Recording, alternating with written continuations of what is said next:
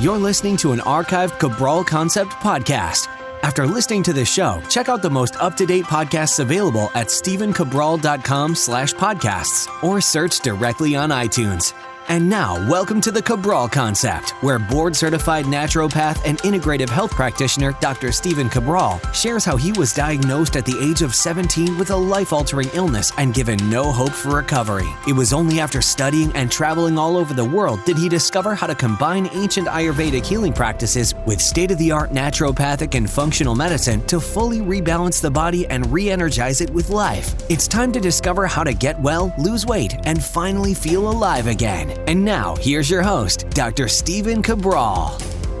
I'm Stephen Cabral, and if you tuned into yesterday's episode, you would have heard me explain why I have this low, deep voice right now. And I am recovering from 20 days of straight speaking, many hours per day, at least 8 hours per day. Luckily, this weekend, I'm going to be resting my voice. I'll be back and good as new on Monday. It's been a great last 20 days working with hundreds of people, speaking every weekend at seminars, and again, meeting a lot of great people on the East Coast and West Coast.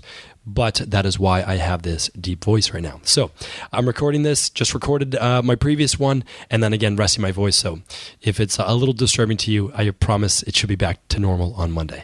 All right, let's get started with today's house call. Let's get started with today's questions. And the first question today is from Dan. Dan's asking, should everyone be drinking bone broth? So today's show, I really like today's episode, is because I grouped these three questions today to give you the pros and cons about very popular food-based items that are being used every day that are touted as everyone in the world should use them. So I feel like a lot of times I'm the only one who gives you the downsides to using foods and other items in general. And the reason is I think a lot more people have an agenda of trying to sell you something, or they don't look into the research of the cons of certain things. So what I want to do is I want to actually talk to you today about the pros and cons to both. So I use all of these things and I use everything in my practice, but you always have to remember there's no all for one, meaning like 100 people out of 100 can never use the same protocol. That's just not the way it works. Our bodies, yes, we all have the same organs, the digestive system, but they work in a little different way. So when you're looking at bone broth, some people can't use the skin in broth because of histamine-based issues. So if you have issues with high histamine, like acid reflux or hives or potentially bloating or itchy eyes or allergies or migraines, well, even adding meat or garlic or onions or skin to your bone broth can cause real issues in terms of mast cell production and histamines. So that would be a downfall. Now, you could just use straight bones with distilled water and do that over a period of 24 hours on low and just kind of breaking down the bones. That could work. And then you could add some celery and carrots, but you would not be able to add the onions and the garlic, the peppercorns, or the meat or the skin, which a lot of people do for the gelatin. So again, it's looking at, so no, not everyone should be drinking bone broth, but bone broth is high in glycine and it can help repair the gut. It's also high in minerals from all of the bones. So I do love people to drink bone broth, especially like 1 cup of warm or hot bone broth with a meal, or better between meals, to help repair that gut, but not if they have high histamines. So Dan, hopefully that answers your question and gives you a little bit of leeway as to who should drink it and who not. And keep in mind, I'm a GAPS-based practitioner, but they recommend bone broth to everyone. I know for myself, a decade ago, I couldn't drink bone broth because I had high histamines. And so just keep in mind, not everyone can follow the same protocol. And that's why you need to find out what works best for you. Okay, Dawn is up next. Dawn is asking, probiotics, where should I start? What should I be taking? Really great question. And I should probably do a whole episode on probiotics, which I will in the future. But what I want to let you know is this. Probiotics are fantastic. Almost everyone should be taking them. But what strains do you take, right? Because there are hundreds of strains to take. There are actually billions of strains to take, but we don't know them all yet. So when we're looking at this, we do know that there's 100 trillion bacteria in the gut, and there's only 40 trillion of us. That means there's more bacteria in our body than there is of actually human cells. Pretty remarkable. But you have to understand there's two main differences in the bacteria in the gut. The small intestine is different than your large intestine. They are separated by something called the ileocecal valve. That means that valve keeps the bacteria in the large intestine where it's supposed to be, coming out of your body. That's the end part, the last 5 feet to 6 feet. And the small intestine is the first part of the intestines, and that's totally different, and that has a totally different bacteria. So I'm going to explain what those are right now. So the small intestine is supposed to have strains of bacteria that begin with the word lactobacillus. So when you're looking at the back of your probiotic bottle, you'll see something that says lactobacillus, and then it could end with a specific strain, like acidophilus, plantarum, reuteri, rhamnosus, salivarius, and a bunch of others. And now those can all be fantastic. The issue is the colon-based strains, which a lot of times you'll see as well. Those begin with bifidobacterium, and they end with things like lactis, bifidum, and those are colon-based strains. So when you think about it like this, because really over half of my practice is digestive-based issues. I work with SIBO, Crohn's, colitis, IBS-based overgrowth, intestinal-based permeability, leaky gut, all of those things, right? And so really, I fine-tuned this and really mastered it over the period of the last 5 years. And what I found is this, that too many people are putting the colon-based bacteria, the bifidobacterium, into their mouth that has to go through their stomach and the small intestine and then eventually land in their large intestine. But the problem is when they have small intestinal-based issues and not enough good bacteria, the colon-based bacteria actually sticks to the small intestine, creating more issues, more bloating, more gas, more all of those things. So you have to be very careful with that. So are probiotics great? Yes. But when you're working with, and I'm going to do a whole show on this, but when you're working with digestive issues, you really want to start with the strain Lactobacillus acidophilus, and you want to start with the dairy-free brand, and then work your way up to more small intestinal-based strains, and then you can add in larger strains and more colon-based strains after that. So hopefully that's the advice I can give you. And again, there's a whole-based protocol that I use, which is starting with, and you'll see it on my Candida and SIBO or small intestinal-based bacterial protocol, just at stephencabral.com/store. You'll see what we use. We use the acidophilus, then we use the multiple strains of the small intestine, and then we work up to a larger probiotic. But even before that, we start with something that's kind of like a probiotic. It's called Saccharomyces boulardii, which is a beneficial yeast that helps push out bad yeast, bad bacteria. And that's a great place and a great one to start with as well. So Don, hopefully that answers your question. And really, I'm thinking about it now, and this really needs to be a whole episode. So I'm going to turn this into a much larger episode and really call it like everything you always want to know about probiotics. You know, where to begin, what to do, and it will talk about the gut and how to heal the gut using probiotics. So great question. And again, when in doubt, just start with those lactobacillus-based strains and then work your way up and see if those work for you. Because, the other part of it is this, that I just spoke about it in the last question, that some probiotics actually increase histamine production, okay? Like Lactobacillus casei. So when you look at those, you also want to understand that there's so many nuances to probiotics that it's not that cut and dry. All right. So Jessica's up next. She's asking, should everyone be eating fermented foods? So I bet you can guess my answer by now. It says yes for some people, no for others. So let's talk about why you can and should be eating fermented foods.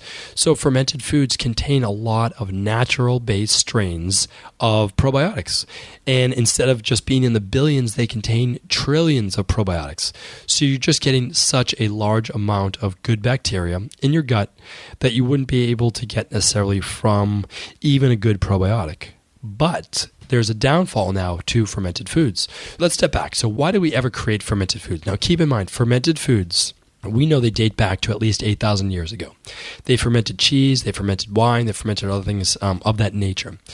And hundreds of years ago, they started fermenting many different types of vegetables as well to basically pickle them or cure them so that they would last for during the cold season, during the winter. And they pickle fish or they ferment fish in Alaska.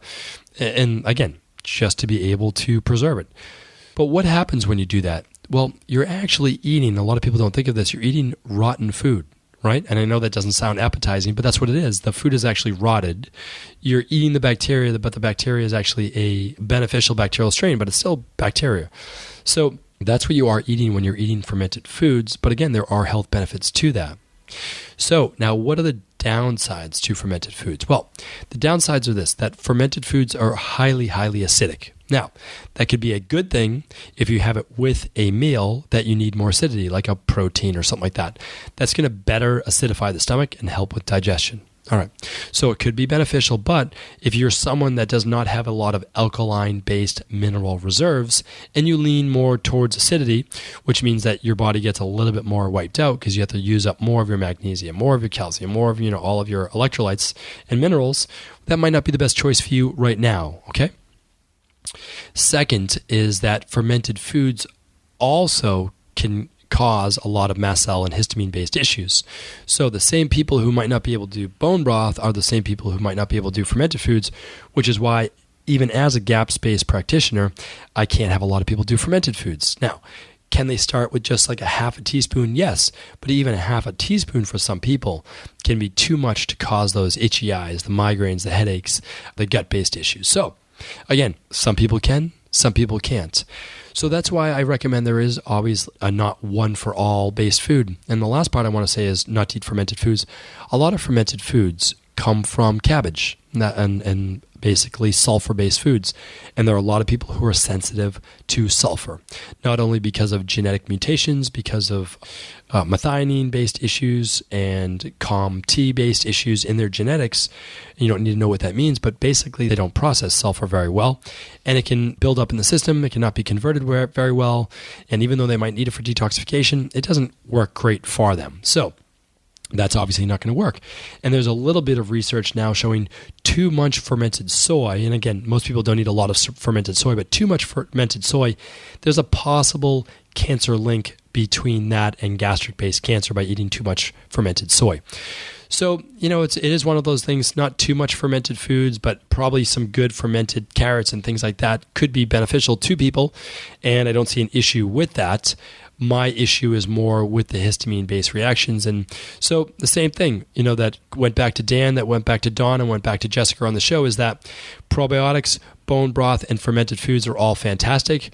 Everyone in the world can probably benefit from them someday, but in the beginning, not everyone can. And the reason is because of sensitivities, food sensitivities, histamine-based sensitivities, gut-based sensitivities, and basically like Th2, Th1 branch immune-based sensitivities. So as long as we all understand that we're all unique, that in the beginning, a lot of us are dealing with health-based issues that need to be rebalanced. And once they're rebalanced, well, then we can start to do these things at a very small amount, very, very small amount, and then gradually build up from there. If you have that mentality, you can understand that eventually fermented foods could be a good thing for you to have, maybe once a day at a small amount, or twice a day, or maybe just a few times a week. You can look at it however you want, whatever you believe will work best with your body. I personally don't eat a lot of fermented foods. I take a good probiotic, but I don't really care for, or need the fermented foods, and I don't believe I'm missing out in anything. However, a lot of people, it works absolutely fantastic with them. I just know my body, and I know it works for me, and I know that that's not best for my body. So hopefully that answered everyone's question today, and thank you again for tuning into this very special Cabral House Call, where not only do I have half a voice left, but I got to talk about really important topics to myself that hopefully you enjoyed as well. I'm looking forward now to resting my voice for 48 hours and being back on Monday with an absolutely fantastic, ready to go episode on our Mindset and Motivation Monday. Everyone enjoy your weekend, and I look forward to being back tomorrow. Ever wonder what the best sauna, blue blockers, sleep trackers, wake lights, salt lamps, or other health gadgets are? Or what about the top non-toxic mattresses, sheets, soaps, bath products, toothpaste, and cookware? Or would you like to know the cleanest choices for hemp parts, meal delivery services, supplements, and much more? I personally curated, researched, and now created a resource page of all of my top picks that continues to grow each week. These are the exact products I use in my own life, with my family, in my private practice, and they're the ones I trust. To find out all of my up-to-date recommendations and all the details, simply head on over to stephencabral.com/resources.